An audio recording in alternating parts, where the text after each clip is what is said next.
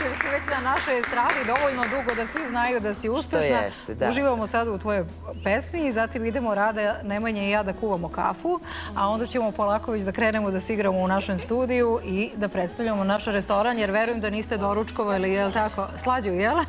Nemanja, uzmi blog, zapiši ko će kako kafu. Ja mi uživamo, idemo playback-a, spot, gledamo kasnije. Da, bit će dugme po dugme.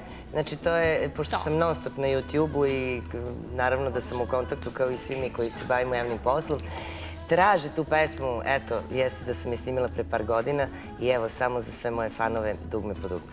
I novi snimak koji mogu da gledaju, jel tako, na YouTube-u. Izvoli, javni aplauz za tebe, izvoli.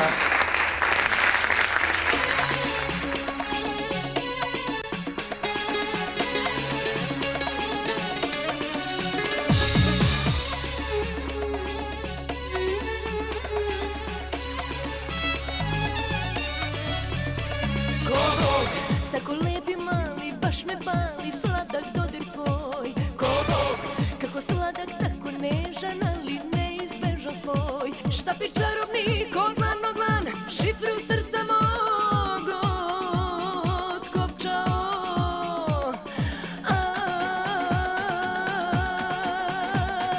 Dugme po dugme, ne znam da ne dam, za sekund sreće jedan, al vredan. Dugme po dugme, ne znam da ne dam, za sekund sreće jedan, al vredan.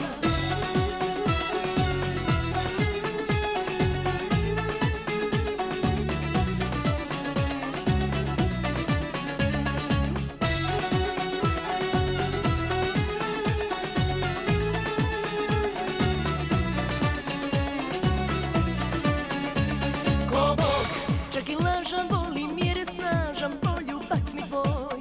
Ko Bog, kako snažan, tako nežan, ali neizbežan spoj. Štapić čarobnik, od glavnog lan, šifru srca mog otkopčao.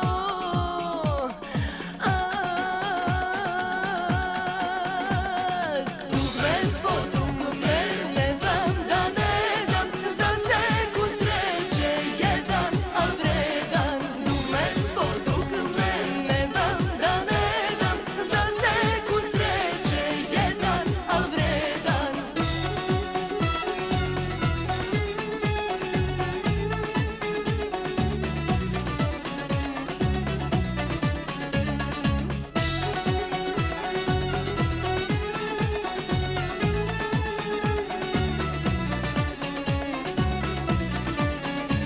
Ko Bog, dok u mraku sija, srcu prija, vreli